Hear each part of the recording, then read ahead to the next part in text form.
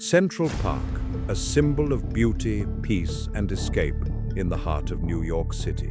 Millions of people stroll through it each year.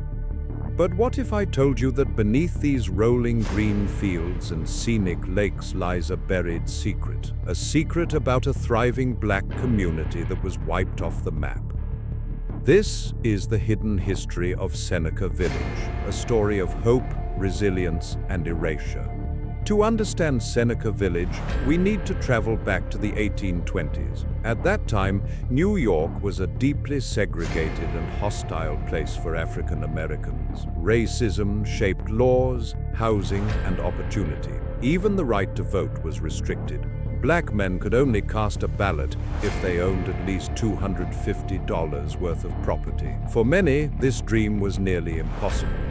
But in 1825, three African-American landowners, Andrew Williams, Epiphany Davis, and the Lyons family, purchased land on the outskirts of Manhattan. It was here, far away from the crowded and discriminatory downtown, that Seneca Village was born. This was not just a settlement, it was a vision of independence. By the 1830s and 1840s, dozens of families had built homes in the area. They planted gardens, raised livestock, and formed a close-knit community. By 1855, Seneca Village was home to about 225 residents, two-thirds of them African American, along with Irish and German immigrants. For Black families, this land represented more than safety. It represented a stake in America. Land ownership gave them stability, dignity, and for many men, the right to vote. A powerful act in an era when their voices were so often silenced. Life in Seneca Village was far richer than the history books ever admitted. Families attended All Angels Episcopal Church and the African Union Methodist Church. Children were educated in small but determined schools. Neighbors shared meals, worked the land, and supported one another. Imagine the daily rhythms: church bells ringing on Sunday mornings, children reciting lessons, farmers tending to their fields. In a city where African Americans were often forced to live in slums under constant threat, Seneca Village was a sanctuary. But as New York grew, the peace of Seneca Village came under threat. By the 1840s, wealthy New Yorkers complained that the city lacked a proper public park. They dreamed of a grand European-style landscape, a cultural showcase for the world. The idea for Central Park was born, but there was a problem. The chosen site was the very land where Seneca Village stood. In 1853, the New York legislature authorized the acquisition of 775 acres through a law known as eminent domain. This gave the city the power to seize private property in exchange for compensation. Officials promised residents money for their land, but the truth was grim. Many families were paid far less than their homes and businesses were worth. Others fought back in court, refusing to leave, but their voices were ignored. By the mid-1850s, the destruction began. Imagine what it meant. Homes built with pride and struggle reduced to rubble.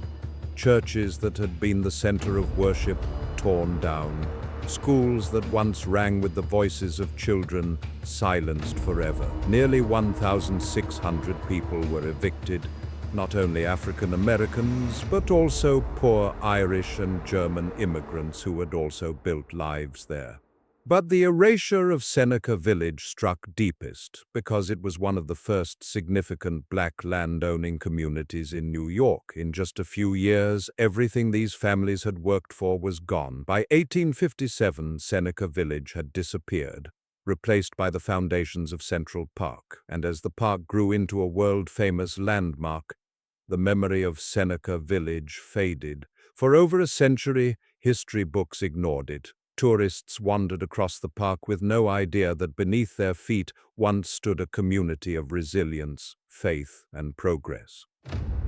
But history has a way of resurfacing. In the 1990s, archaeologists and historians began to dig, literally and figuratively, into the land and the archives. What they found was astonishing. Excavations uncovered artifacts, shoes, household items, dishes, even school materials, remnants of a life long forgotten. These fragments told a story that official records had erased, that Seneca Village was not a slum, as critics once claimed, but a thriving, organized, and hopeful community. Today there are plaques in Central Park marking the site of Seneca Village. Walking tours and exhibits now teach visitors about this hidden chapter of history. Yet the question remains, can markers and memorials ever replace what was lost? For the families forced out, the destruction of Seneca Village was not just the loss of property, it was the loss of a dream, a legacy, and a piece of identity. Seneca Village is more than a forgotten story. It's a reminder of the resilience of Black New Yorkers who built a community in the face of racism. It's also a warning about how progress, when defined by the powerful, can erase the powerless. Every time someone jogs across Central Park, picnics by the lake, or enjoys a concert on the grass, they are unknowingly walking over the homes, churches, and schools of those who once called this place their own. So the next time you step into Central Park, ask yourself, what other communities have been erased from history? What stories still lie buried beneath the places we think we know?